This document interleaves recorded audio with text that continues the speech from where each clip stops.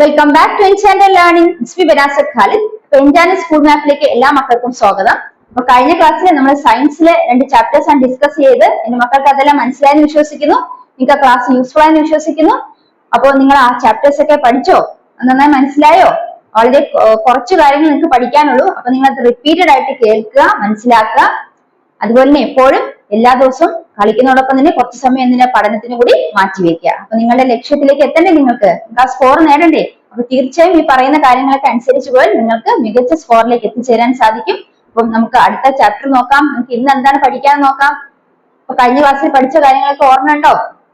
എല്ലാം റിവൈസ് ചെയ്ത് വെച്ചിട്ടുണ്ടോ? ശരി, ഓക്കെ. നമുക്ക് ഇന്നത്തെ ക്ലാസ് തുടങ്ങാം.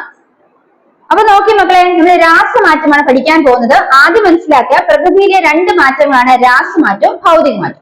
അപ്പൊ എന്താണ് രാസമാറ്റം? അത് നമുക്ക് ചില ഉദാഹരണങ്ങൾ നോക്കി മനസ്സിലാക്കാം.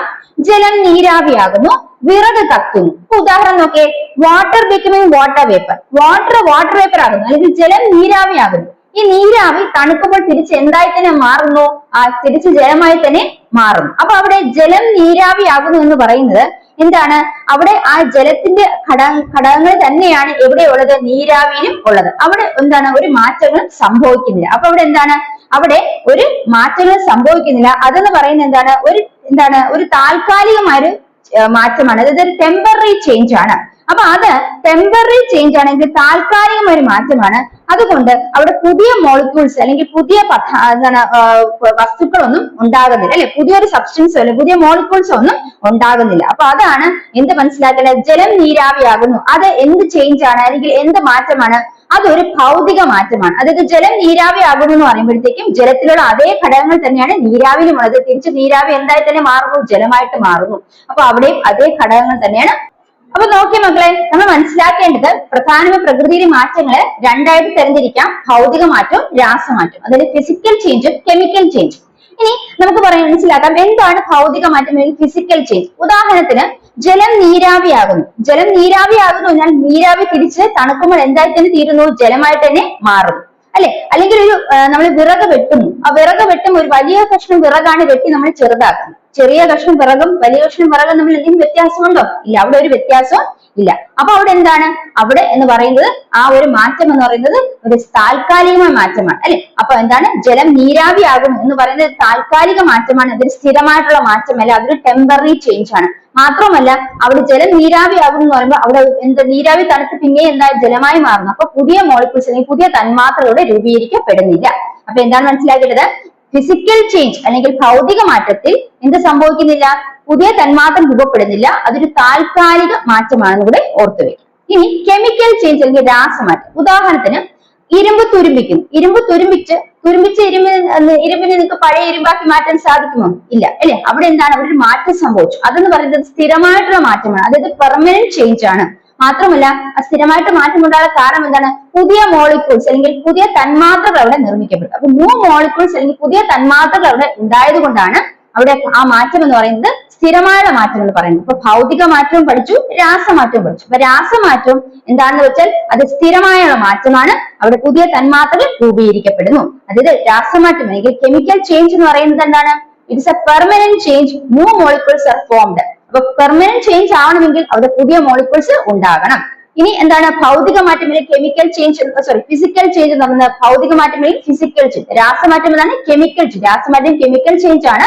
അത് പെർമനന്റ് ചേഞ്ച് ആണ്. പെർമനന്റ് ചേഞ്ച് പറയാൻ കാരണം പുതിയ മോളിക്യൂൾസ് അല്ലെങ്കിൽ ന്യൂ മോളിക്യൂൾസ് ആർ ഫോംഡ്, അല്ലെങ്കിൽ പുതിയ തന്മാത്രകൾ രൂപപ്പെടുന്നു. ഇനി അതിന് ഉദാഹരണങ്ങൾ മനസ്സിലാക്കി എന്താണ്? റസ്റ്റിംഗ് ഓഫ് അയൺ അല്ലെങ്കിൽ ബേണിംഗ് ഓഫ് വുഡ്. അത് ഇരുമ്പ് തുരുമ്പിക്കുന്നു. അതുപോലെ നമ്മുടെ വിറക് കത്തിക്കുന്നു. ബേണിംഗ് ഓഫ് വുഡ് അല്ലെങ്കിൽ വിറക് കത്തിക്കുന്നു. ഇത് രണ്ടും ഏതിന് ഉദാഹരണമാണ്? രാസമാറ്റത്തിന് ഉദാഹരണമാണ്. ഇനി ഫിസിക്കൽ ചേഞ്ച് പറയാം. ഫിസിക്കൽ ചേഞ്ച് എന്ന് പറഞ്ഞാൽ ജലം നീരാവിയാകുന്നു. Water becomes water vapour. ജലം നീരാവിയാകും, അല്ലെ? അവിടെ എന്താണ്? അതൊരു ടെമ്പററി ചേഞ്ച് ആണ്. അതെന്ന് പറയുന്നത് താൽക്കാലികമായ ഒരു മാറ്റമാണ്. അവിടെ പുതിയ തന്മാത്രകൾ രൂപപ്പെടുന്നത്. താൽക്കാലിക മാറ്റം നിന്ന് തിരിച്ച് പഴയ അവസ്ഥയിലേക്ക് പോകാൻ സാധിക്കും എന്നാണ് അതിന്റെ അർത്ഥം. പുതിയ തന്മാത്രകളൊന്നും ഉണ്ടാകുന്നില്ല.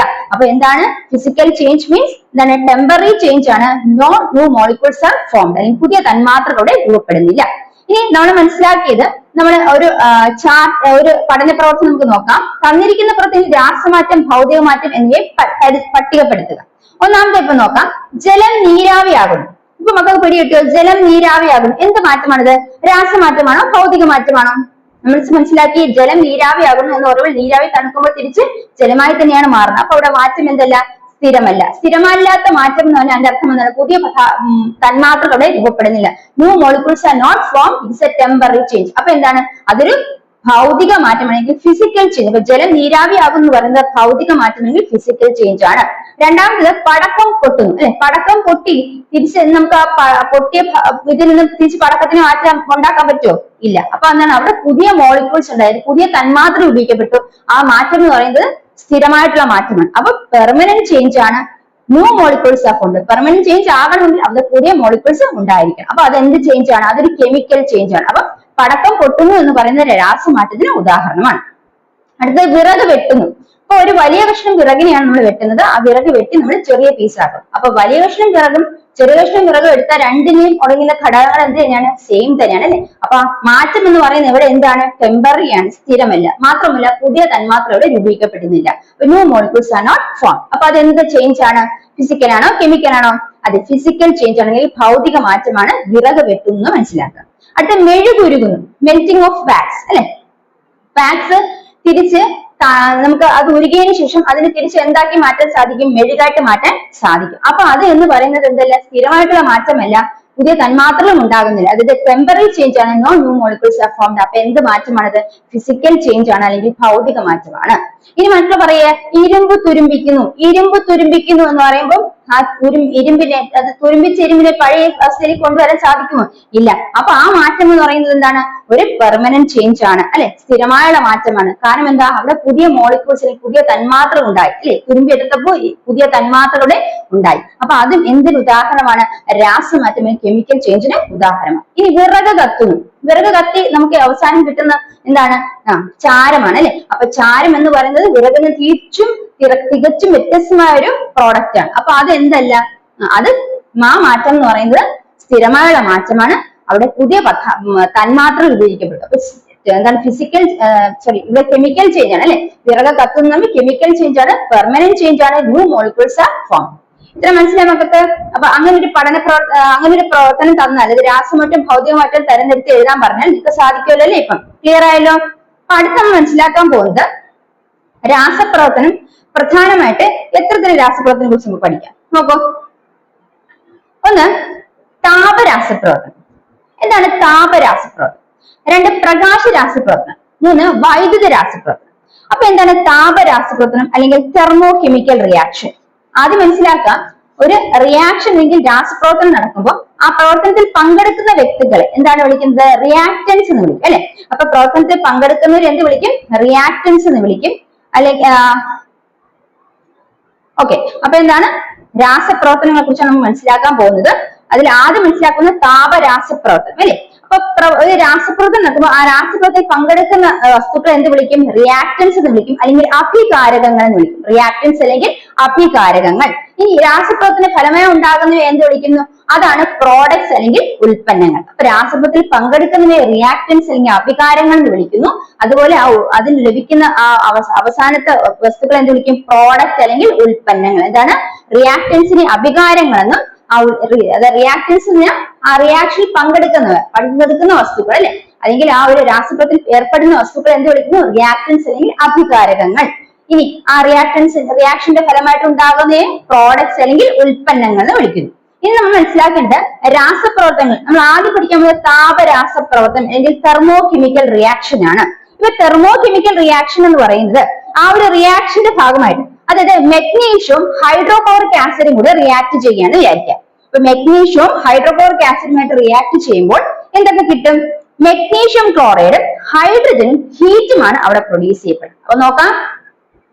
അപ്പൊ നമ്മൾ നോക്കാൻ പോകുന്ന മക്കൾ ഏതാണ്? താപരാസപ്രവർത്തനം അല്ലെങ്കിൽ തെർമോ കെമിക്കൽ റിയാക്ഷൻസ്. അപ്പൊ താപരാസപ്രവർത്തനം പേരിൽ നിന്ന് നമുക്ക് മനസ്സിലാക്കാം, ഈ രാസപ്രവർത്തന ഫലമായിട്ട് താപം പുറത്തേക്ക് വിടുകയോ അല്ലെങ്കിൽ താപം ഉൾപ്പെടുത്തുകയോ ചെയ്യുന്നു. അപ്പൊ രാസപ്രവർത്തനത്തിൽ ഒന്നുകിൽ താപം ഉൾപ്പെടുത്തി രാസപ്രവർത്തനം നടക്കുന്നു, അല്ലെങ്കിൽ താപം എന്ത് ചെയ്യുന്നത്? രാസപ്രവർത്തന ഫലമായിട്ട് പുറത്തേക്ക് പോവുകയും ചെയ്യുന്നു. അപ്പൊ അത്തരത്തിലുള്ള രാസപ്രവർത്തനത്തെയാണ് താപരാസപ്രവർത്തനം തെർമോ കെമിക്കൽ റിയാക്ഷൻ എന്ന് പറയുന്നത്. അപ്പൊ എന്താണ് തെർമോ കെമിക്കൽ റിയാക്ഷൻ എന്ന് പറയുന്നതാണ്?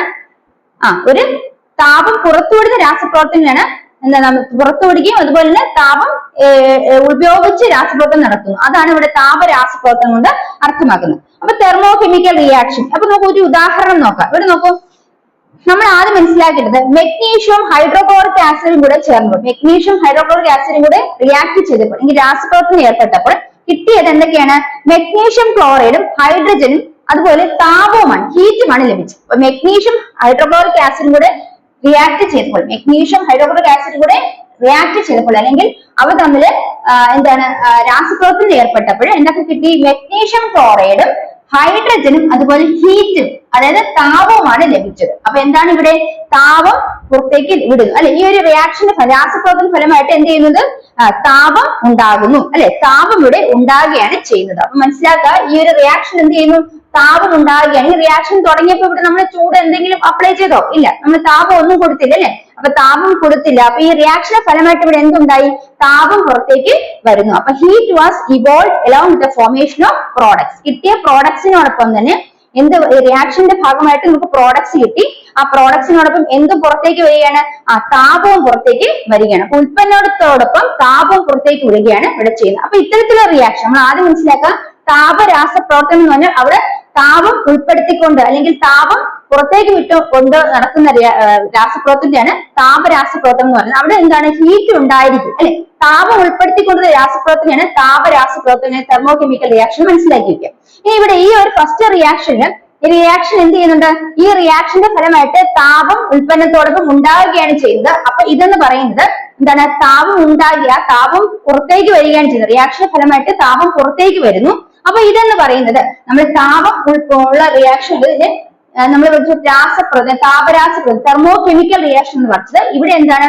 താപം പുറത്തേക്ക് വരുന്നതുകൊണ്ട് ഇതിന് എക്സോതെർമിക് റിയാക്ഷൻ എന്ന് പറഞ്ഞത്. എന്താണ്? Exothermic reaction. അത് ഈ രാസപ്രവർത്തനത്തിന്റെ ഫലമായിട്ട് ഉൽപ്പന്നത്തോടൊപ്പം താപം പുറത്തേക്ക് വരുന്നതുകൊണ്ട് ഈ റിയാക്ഷൻ എന്ത് വിളിക്കുന്നു? എക്സോതെർമിക് റിയാക്ഷൻ എന്ന് വിളിക്കുന്നു എന്ന് മനസ്സിലാക്കാം. എന്താണ്? താപം പുറത്തേക്ക് വരുന്ന രസത്തെ താപമോചക രാസപ്രവർത്തനം. എന്താണ്? എക്സോതെർമിക് എന്ന് പറഞ്ഞാൽ താപം മോചിക്കപ്പെടുന്നു. അപ്പൊ എന്താണ്? താപമോചക രാസപ്രവർത്തനം. മനസ്സിലായോ? ഈ റിയാക്ഷന്റെ ഫലമായിട്ട് താപം ഉൽപ്പന്നത്തോടൊപ്പം ഉണ്ടാകുകയാണ് ചെയ്യുന്നത്. അപ്പൊ താപം പുറത്തേക്ക് വിടുകയാണ്. അതുകൊണ്ട് എക്സോതെർമിക് റിയാക്ഷൻ എന്ന് പറയുന്നു, അല്ലെങ്കിൽ താപമോചക രാസപ്രവർത്തനം എന്ന് മനസ്സിലാക്കുക. താപമോചക രാസപ്രവർത്തനം, ഈ താപമോചക പ്രവർത്തനമാണ് ഇത് മനസ്സിലാക്കി വെക്കുക. ഇനി ഈ ഒരു റിയാക്ഷൻ നോക്കാം. പൊട്ടാഷ്യം പെർമാംഗനേറ്റും ഹീറ്റും, അതായത് പൊട്ടാഷ്യം പെർമാംഗനേറ്റിനെ ചൂടാക്കിയപ്പോൾ നമുക്ക് ലഭിച്ചത് പൊട്ടാഷ്യം മാംഗനേറ്റും മാംഗനീസ് ഡയോക്സൈഡും ഓക്സിജനുമാണ് ലഭിച്ചത്. അപ്പൊ ഈ ഒരു റിയാക്ഷൻ, ഈ ഒരു രാസപ്രവർത്തനത്തിൽ ഈ പൊട്ടാഷ്യം പെർമാംഗനേറ്റ് എന്ത് ചെയ്യുകയാണ്? ചൂടാക്കുകയാണ് ചെയ്തത്. അപ്പൊ താപത്തിന് ഇത് എന്ത് ചെയ്യുന്നുണ്ട്? ആഗിരണം ചെയ്യുന്നു. ഈ രാസപ്രവർത്തനം താപം ആഗിരണം ചെയ്യപ്പെടുകയാണ് ചെയ്യുന്നത്. അപ്പൊ ഇത്തരത്തിലുള്ള രാസപ്രവർത്തനത്തെ നമുക്ക് എന്ത് വിളിക്കാം? അതായത് ഈ ഹീറ്റ് എടുത്തുകൊണ്ട് ഉപയോഗപ്പെടുത്തുന്നതാണ്. അപ്പൊ അതിന് എൻഡോതെർമിക് റിയാക്ഷൻ എന്ന് വിളിക്കും. എന്താണ്? എൻഡോതെർമിക് അല്ലെങ്കിൽ എന്താണ്? താപാകിരണ രാസപ്രവർത്തനം. എൻഡോതെർമിക് അല്ലെങ്കിൽ താപ ആകിരണ രാസപ്രവർത്തനം എന്ന് വിളിക്കും. അപ്പൊ നമ്മൾ പഠിക്കാനുള്ളത് എന്താണ്? ഒന്ന് നമ്മൾ മനസ്സിലാക്കേണ്ടത് താപരാസപ്രവർത്തനം അല്ലെങ്കിൽ തെർമോ കെമിക്കൽ റിയാക്ഷൻ. ഇപ്പൊ രാസപ്രവർത്തനം വിവിധ തരമുണ്ട്. അതിൽ ഒന്ന് പഠിക്കുന്നത് താപരാസപ്രവർത്തനം.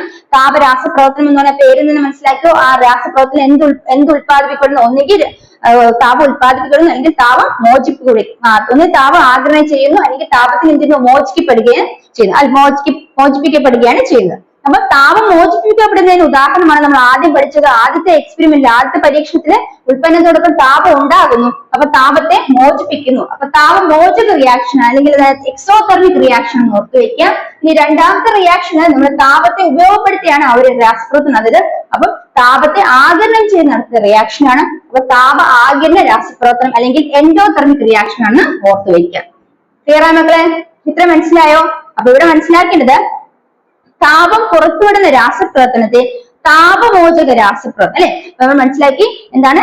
ഫസ്റ്റ് മനസ്സിലാക്കിയ രാസപ്രവർത്തനം എന്താണ്? താപരാസപ്രവർത്തനം. ഇതാണ് തെർമോ കെമിക്കൽ റിയാക്ഷൻ അല്ലെങ്കിൽ താപരാസപ്രവർത്തനം.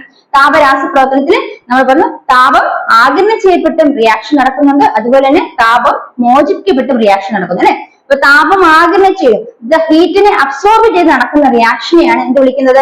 താപം ആഗിരണം ചെയ്ത് നടക്കുന്ന റിയാക്ഷൻ, ഹീറ്റിനെ എടുത്തുകൊണ്ട് നടക്കുന്ന റിയാക്ഷനാണ് എന്താണ്? Endothermic reaction. ഇനി താപത്തെ മോചിപ്പിച്ചുകൊണ്ട് അല്ലെങ്കിൽ ഉൽപ്പന്നത്തോടൊപ്പം താപം പുറത്തേക്ക് വിടുകയാണ് ആ റിയാക്ഷൻ എന്ത് വിളിക്കും? എക്സോതെർമിക് റിയാക്ഷൻ, താപമോചക രാസപ്രവർത്തനം എന്ന് വിളിക്കുന്നു. അപ്പൊ എന്താ മനസ്സിലാക്കേണ്ടത്? താപം പുറത്തുവിടുന്ന രാസപ്രവർത്തനങ്ങളെ താപമോചക പ്രവർത്തനങ്ങൾ എന്നും, അതായത് എക്സോതെർമിക് റിയാക്ഷൻ എന്നും, താപം ആഗിരണം ചെയ്യുന്ന രാസപ്രവർത്തനെ താപ ആഗിരണ പ്രവർത്തനങ്ങൾ അല്ലെങ്കിൽ എൻഡോതെർമിക് റിയാക്ഷൻ എന്നും മനസ്സിലാക്കുക.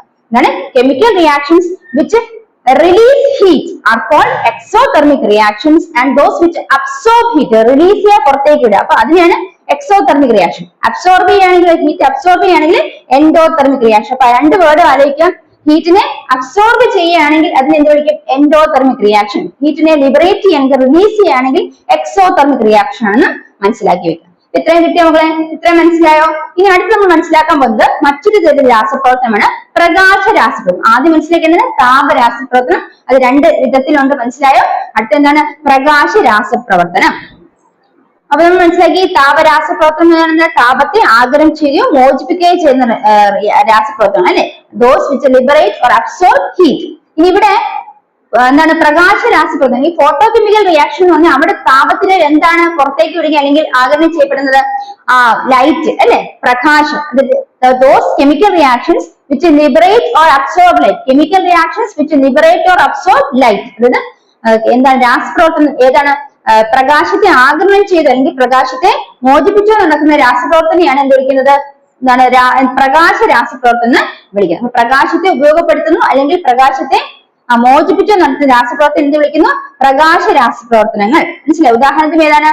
ഫോട്ടോസിന്തസിസ്, പ്രകാശ സംശ്ലേഷണം എന്ന് പറയുന്നത് പ്രകാശ രാസപ്രവർത്തനത്തിന്റെ ഉദാഹരണമാണ്, മനസ്സിലാക്കി വെക്കുക. അപ്പൊ ഭൂമിയുടെ നിലനിൽപ്പിന് ആവശ്യമായിട്ടുള്ള രാസപ്രവർത്തനം ഒന്നാണ് പ്രകാശ സംശ്ലേഷണം. ഇവിടെ പ്രകാശത്തെ ആഗിരണം ചെയ്താണ് സസ്യങ്ങൾ ഗ്ലൂക്കോസ് നിർമ്മിക്കുന്നത്. അപ്പൊ പ്രകാശ സംശ്ലേഷണം എന്ന് പറയുന്ന ഏതിന് ഉദാഹരണമാണ്? പ്രകാശ രാസപ്രവർത്തനത്തിന് ഉദാഹരണമാണ്. പ്രകാശ രാസപ്രവർത്തനം എന്താണ്? രാസപ്രവർത്തനത്തിന് എന്ത് നടക്കുന്നു? പ്രകാശത്തെ ഒന്നെങ്കിൽ ആഗിരണം ചെയ്യുന്നു അല്ലെങ്കിൽ എന്ത് ചെയ്യുന്നു? പ്രകാശത്തെ മോചിപ്പിക്കുന്നു. പ്രകാശത്തെ ആഗിരണം ചെയ്തോ മോചിപ്പിച്ചോ നടക്കുന്ന രാസപ്രവർത്തനമാണ് പ്രകാശ രാസപ്രവർത്തനം എന്ന് പറയുന്നത്. പ്രകാശ രാസപ്രവർത്തന ഉദാഹരണമാണ് ഫോട്ടോസിസ് അല്ലെങ്കിൽ പ്രകാശ സംശ്ലേഷണം. that is those chemical reactions which liberate or absorb light. liberate അല്ലെങ്കിൽ absorb light. liberate എന്താണ്? അതിന് അതിനെ ലിബറേറ്റ് മീൻസ് അതിനെ റിലീസ് ചെയ്യുന്നു അല്ലെ, പുറത്തേക്ക് വിടുന്നു. അപ്പൊ എന്താണ്? കെമിക്കൽ റിയാക്ഷൻസിന് പ്രകാശത്തെ പുറത്തേക്ക് വിടുന്നു അല്ലെങ്കിൽ പ്രകാശത്തെ അബ്സോർബ് ചെയ്യുന്നു എങ്കിൽ എന്താണ്? അതാണ് എന്ത് വിളിക്കുന്നത്? ഇപ്പൊ പറയും നമ്മള് ഫോട്ടോ കെമിക്കൽ റിയാക്ഷൻ എന്ന് മനസ്സിലാക്കി വെക്കുക. അപ്പൊ പിടികിട്ടോ മക്കളെ? പ്രകാശ രാസപ്രവർത്തനം അല്ലെങ്കിൽ ഫോട്ടോ കെമിക്കൽ റിയാക്ഷൻ എന്ന എന്താണ് ഉദാഹരണം പറയാം? പ്രകാശ സംശ്ലേഷണം, ഫോട്ടോസിന്തസിസ്. മനസ്സിലാക്കേണ്ട ഇത്രേ ഒരു കാര്യമുള്ളൂ. രാസപ്രവർത്തനത്തിൽ എവിടെയാണ് പ്രകാശത്തെ ആഗിരണം ചെയ്യുന്നു അല്ലെങ്കിൽ മോചിപ്പിക്കുകയോ ചെയ്ത് രാസപ്രവർത്തനം നടക്കുന്നത്, അതിനെ അത്തരത്തിൽ രാസപ്രവർത്തനം എന്ത് വിളിക്കുന്നു? പ്രകാശ രാസപ്രവർത്തനം എന്ന് വിളിക്കുന്നു. അപ്പൊ രാസപ്രവർത്തനങ്ങൾ പ്രകാശത്തെ ആഗിരണം ചെയ്യുകയോ മോചിപ്പിക്കുകയോ ചെയ്ത് നടക്കുന്ന പ്രവർത്തനങ്ങളെയാണ് എന്ത് വിളിക്കുന്നത്? പ്രകാശ രാസപ്രവർത്തനം എന്ന് വിളിക്കുന്നത്. അപ്പൊ chemical reactions which liberate or absorb light are called photochemical reactions. Example photosynthesis അല്ലെങ്കിൽ പ്രകാശ സംശ്ലേഷണം എന്ന് ഓർത്തു വെക്കാം. അടുത്ത് നമ്മൾ മനസ്സിലാക്കാൻ പോകുന്നത് നമ്മൾ പഠിച്ചത് എന്തൊക്കെയാണ്? താപരാസപ്രവർത്തനം, പ്രകാശ രാസപ്രവർത്തനം. അടുത്ത് പഠിക്കാൻ പോകുന്നത് എന്താണ്? വൈദ്യുത രാസപ്രവർത്തനം. അപ്പൊ താപരാസപ്രവർത്തനം താപം പുറത്തുവിടുകയോ ആഗിരണം ചെയ്യുകയോ ചെയ്യുന്ന രാസപ്രവർത്തനം. പ്രകാശ രാസപ്രവർത്തനം പ്രകാശം പുറത്തുവിടുകയോ ആഗിരണം ചെയ്യുന്ന രാസപ്രവർത്തനം. അടുത്ത വൈദ്യുത രാസപ്രവർത്തനം. അപ്പൊ വൈദ്യുത രാസപ്രവർത്തനം എന്ന് പറഞ്ഞാൽ വൈദ്യുതോർജ്ജം ഉപയോഗിക്കുകയോ ഉൽപ്പാദിപ്പിക്കുകയോ ചെയ്യുന്ന രാസപ്രവർത്തനമാണ് വൈദ്യുത രാസപ്രവർത്തനം എന്ന് മനസ്സിലാക്കുക. അപ്പൊ വൈദ്യുത ഊർജം ഉപയോഗിക്കുകയോ ഉൽപ്പാദിപ്പിക്കുകയോ ചെയ്യുന്ന രാസപ്രവർത്തനമാണ് എന്ത് വിളിക്കുന്നത്? വൈദ്യുത രാസപ്രവർത്തനം എന്ന് വിളിക്കുന്നത്. അപ്പൊ കെമിക്കൽ റിയാക്ഷൻസ് ഇൻ വിച്ച് വൈദ്യുതോർജം electrical energies consumed or produce. വൈദ്യുത ഊർജം ഉപയോഗപ്പെടുത്തുകയോ അല്ലെങ്കിൽ എന്താണ് അതിനെ ഉൽപ്പാദിപ്പിക്കുകയോ ചെയ്യുന്ന രാസപ്രവർത്തനത്തെയാണ് വൈദ്യുത രാസപ്രവർത്തനം എന്ന് മനസ്സിലാക്കി വെക്കുക. അപ്പൊ വൈദ്യുത രാസപ്രവർത്തനം എന്താണ്? വൈദ്യുത രാസപ്രവർത്തനം നമ്മൾ മനസ്സിലാക്കിയതാണ്. അതായത് എന്താണ്? വൈദ്യുതി ഉപയോഗപ്പെടുത്തുന്നു അല്ലെങ്കിൽ വൈദ്യുതോർജ്ജം ഉപയോഗപ്പെടുത്തുന്നു അല്ലെങ്കിൽ വൈദ്യുതോർജ്ജത്തെ ഉൽപ്പാദിപ്പിക്കുന്ന കെമിക്കൽ റിയാക്ഷൻസ് രാസപ്രവർത്തനം എന്ത് വിളിക്കുന്നു? വൈദ്യുത രാസപ്രവർത്തനം എന്ന് വിളിക്കുന്നു. അപ്പൊ electro chemical reactions in which electric energy is consumed or produced is known as electrochemical reaction. അല്ലെങ്കിൽ എന്താണ്? രാസപ്രവർത്തനത്തില് വൈദ്യുതോർജ്ജം ഉപയോഗപ്പെടുത്തുന്നു അല്ലെങ്കിൽ വൈദ്യുതോർജ്ജത്തെ ഉൽപ്പാദിപ്പിക്കുകയോ ചെയ്യുന്നു എങ്കിൽ അത് അത്തരത്തിലുള്ള രാസപ്രവർത്തനം എന്ത് വിളിക്കുന്നു? വൈദ്യുത രാസപ്രവർത്തനം എന്ന് വിളിക്കുന്നു. അപ്പൊ നമ്മൾക്ക് എന്താണെന്ന് നോക്കാം. വൈദ്യുത രാസപ്രവർത്തനം എന്താണെന്ന് മനസ്സിലാക്കി. കെമിക്കൽ റിയാക്ഷൻ ആണ്.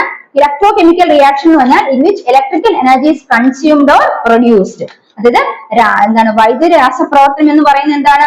അവിടെ വൈദ്യുതോർജം ഉത്പാദിപ്പിക്കപ്പെടുന്നു അല്ലെങ്കിൽ എന്ത് ചെയ്യുന്നു? ഉപയോഗപ്പെടുന്നു അല്ലെ, ഉപയോഗിക്കുന്നു അല്ലെങ്കിൽ എന്താണ്? ഉത്പാദിപ്പിക്കപ്പെടുന്നു. എന്താണ് വൈദ്യുത ഊർജ്ജം എന്താണ്?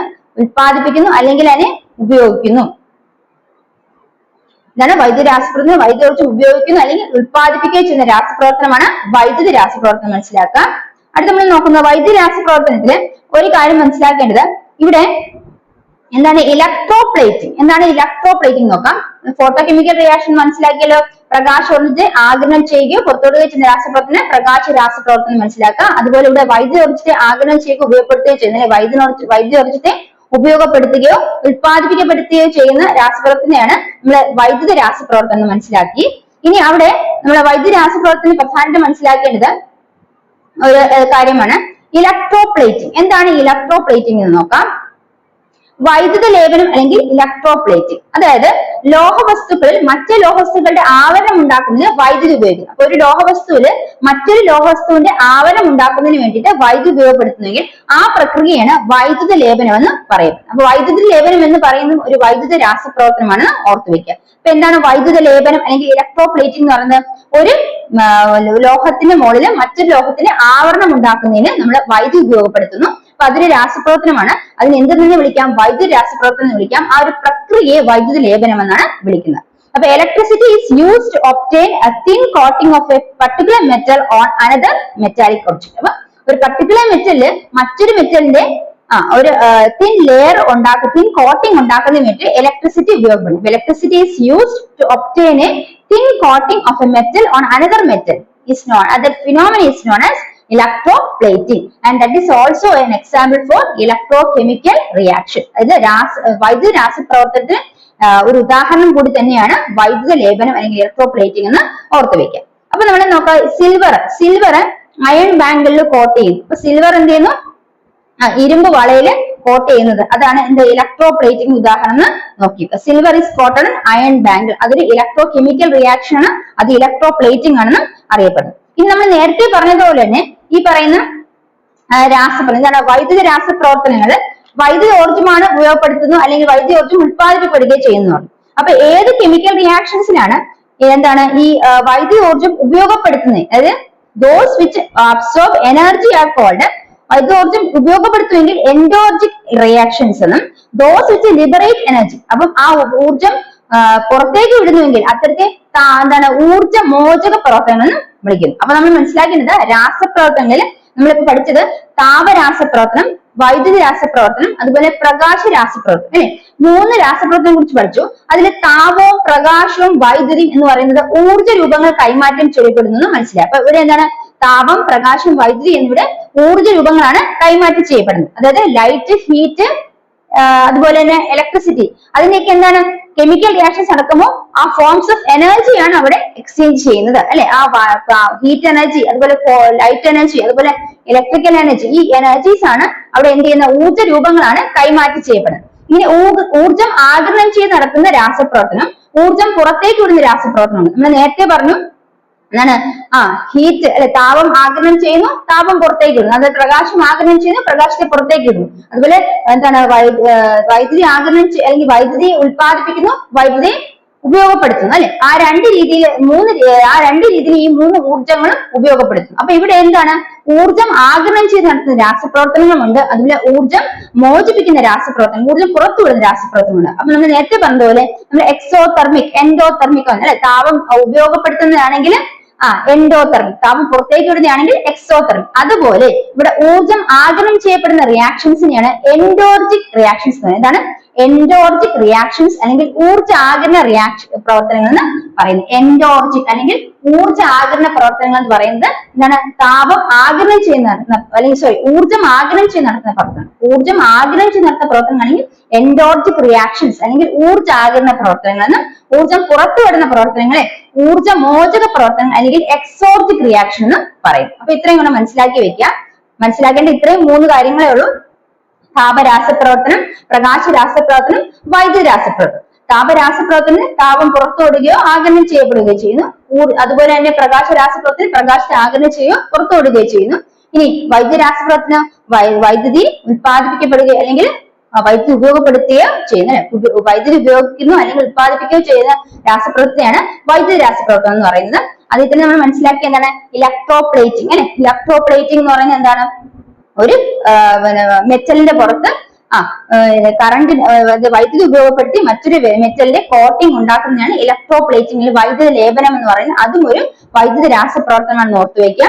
ഇത് നമ്മൾ മനസ്സിലാക്കിയത് താപം ആഗിരണം ചെയ്ത് പ്രവർത്തനം നമ്മൾ എക്സോതെർമിക് റിയാക്ഷൻ അല്ലെങ്കിൽ താപ ആഗിരണം ചെയ്യുന്നത് നമ്മൾ എന്താ എൻഡോതെർമിക് അല്ലെ. എൻഡോതെർമിക് ഇത് താപ ആഗിരണം ചെയ്താണ് രാസപ്രവർത്തനം താപ ആഗിരണ രാസപ്രവർത്തനം അല്ലെങ്കിൽ എന്താണ് എൻഡോതെർമിക് റിയാക്ഷൻ. താപത്തെ മോചിപ്പിച്ച് നടത്തുന്ന രാസപ്രവർത്തനമാണെങ്കിൽ അത് എക്സോതെർമിക് റിയാക്ഷൻ താപമോചക പ്രവർത്തനങ്ങൾ എന്ന് പഠിച്ചു.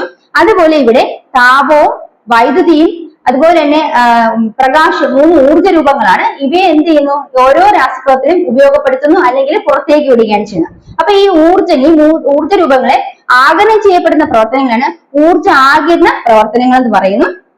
അല്ലെങ്കിൽ എന്താണ് ഊർജ്ജം ആഗിരണം ചെയ്യപ്പെടുന്നു? ഊർജ്ജം ആഗിരണം ചെയ്യപ്പെടുന്നത് എൻഡോർജിക് റിയാക്ഷൻസ് എന്നും ഊർജ്ജത്തെ പുറത്തേക്ക് വിടുന്നുവെങ്കിൽ ഊർജ്ജമോചക പ്രവർത്തനങ്ങൾ ഊർജ്ജമോചക പ്രവർത്തനങ്ങൾ എക്സോർജിക് റിയാക്ഷൻ. എക്സിറ്റ് എന്ന് പറഞ്ഞാൽ പുറത്തേക്കില്ല. അപ്പൊ എക്സോർജിക് റിയാക്ഷൻ എന്താണ്? എക്സിറ്റ് അല്ലെങ്കിൽ എക്സോർജിക് റിയാക്ഷൻ ഊർജ്ജത്തെ മോചിപ്പിക്കപ്പെടുന്നു. അപ്പൊ ഊർജ്ജമോചക പ്രവർത്തനം എന്ന് മനസ്സിലാക്കി വെക്കുക. അപ്പൊ ഇത്രയും ക്ലിയർ ആണ് മക്കളെ. ഇപ്പൊ നമ്മൾ പഠിച്ച 3 രാസപ്രവർത്തനങ്ങൾ താപരാസപ്രവർത്തനങ്ങൾ അതുപോലെ വൈദ്യുത രാസപ്രവർത്തനങ്ങൾ പ്രകാശ രാസപ്രവർത്തനം 3 രാസപ്രവർത്തനം ക്ലിയർ ആക്കി. അപ്പൊ ഇത് മനസ്സിലായെന്ന് വിശ്വസിക്കുന്നു. ഇനി നമുക്ക് 2 ക്വസ്റ്റ്യൻസ് ചെയ്ത് നോക്കിയാലോ. അപ്പൊ മക്കളെ പിടികിട്ടിയോ? ഊർജ്ജമോചക പ്രവർത്തനങ്ങൾ അതുപോലെ തന്നെ ഊർജ്ജ ആഗിരണ പ്രവർത്തനങ്ങൾ. അതെന്താണ്? ഊർജ്ജമോചക പ്രവർത്തനമാണെങ്കിൽ എക്സോർജിക് റിയാക്ഷൻ ആണ്. ഊർജ്ജ ആഗിരണ പ്രവർത്തനമാണ് എൻഡോർജിക് റിയാക്ഷൻ. ഇത്രയും പിടികിട്ടിയോ മക്കളെ? അപ്പൊ നമ്മള് ഇന്ന് പഠിച്ച രാസപ്രവർത്തനങ്ങളെ നമുക്ക് 3-4 രാസപ്രവർത്തനങ്ങളെ പട്ടിക തന്നിട്ടുണ്ട്. ആ ഒരു പട്ടികയിൽ 3-4 രാസപ്രവർത്തനം തന്നിട്ടുണ്ട്. ആ ഒരു രാസപ്രവർത്തനം ഏതൊക്കെയാണ്, ഏതൊക്കെ ടൈപ്പ് രാസപ്രവർത്തനമാണെന്ന് നോക്കാം.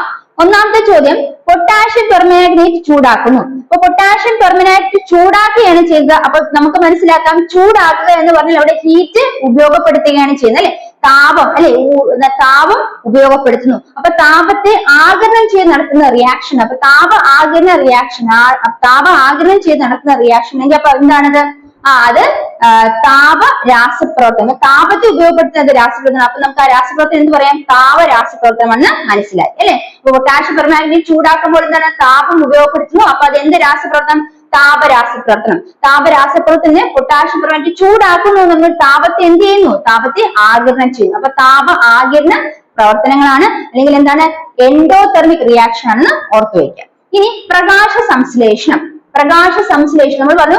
പ്രകാശ സംശ്ലേഷണത്തിൽ പ്രകാശം ഉപയോഗപ്പെടുത്തിയാണ് സസ്യങ്ങള് എന്താണ് ആഹാരം നിർമ്മിക്കുന്നത്. അതെ, പ്രകാശത്തെ ഉപയോഗപ്പെടുത്തുന്നു. അപ്പൊ പ്രകാശത്തെ ഉപയോഗപ്പെടുത്തി നടത്തുന്ന പ്രവർത്തനമാണ്. അപ്പൊ എന്ത് പ്രവർത്തനമാണ്? പ്രകാശ രാസപ്രവർത്തനം. എന്താണ്? പ്രകാശ രാസപ്രവർത്തനമാണെന്ന് മനസ്സിലാക്കുക.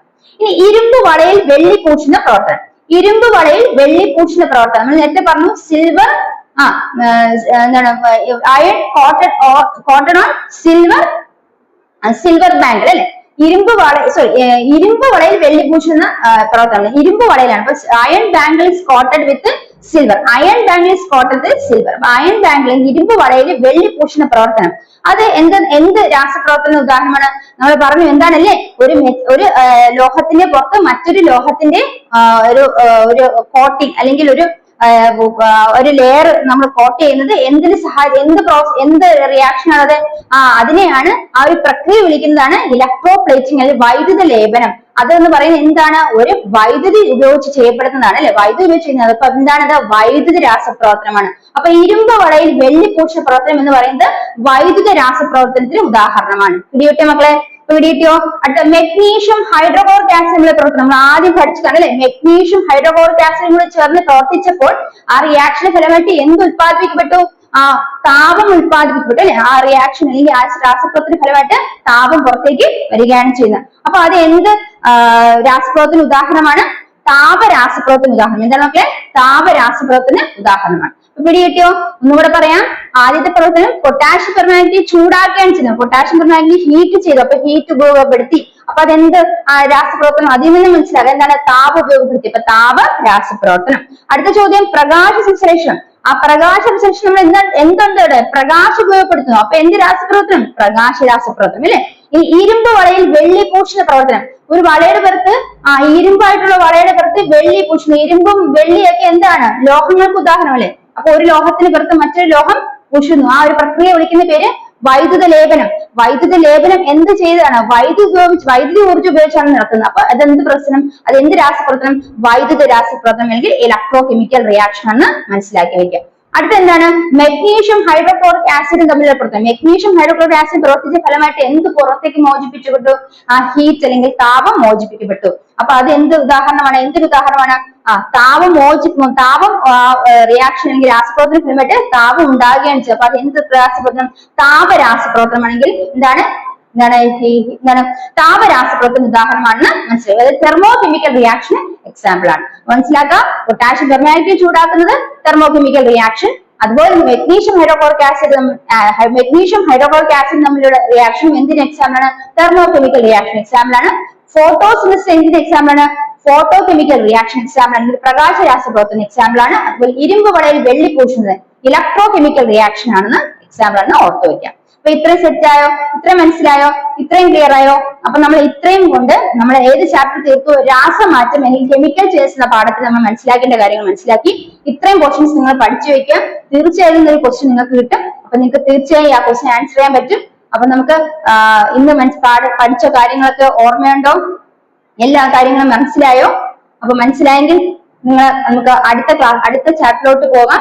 അടുത്ത ചാപ്റ്റർ നമുക്ക് അടുത്ത ക്ലാസ്സിൽ നോക്കാം. അപ്പൊ ഇത്രയും പഠിച്ചത് മനസ്സിലായെങ്കിൽ അത് റിവൈസ് ചെയ്ത് വെക്കാം. ഇനിയും പഠിക്കാം. നിങ്ങൾ മാക്സിമം ഈ ക്ലാസ് ഉപയോഗപ്പെടുത്തുക. ഈ ക്ലാസ് നിങ്ങൾക്ക് യൂസ്ഫുൾ ആയെങ്കിൽ തീർച്ചയായും ചാനൽ സബ്സ്ക്രൈബ് ചെയ്യുക, ലൈക്ക് ചെയ്യുക, ഷെയർ ചെയ്യുക. നിങ്ങൾ മറ്റു കൂട്ടുകാർക്കും കൂടെ ഷെയർ ചെയ്ത് കൊടുക്കാം. അപ്പൊ നമുക്ക് അടുത്ത ക്ലാസ്സിൽ കാണാം. Bye from me. Thank you.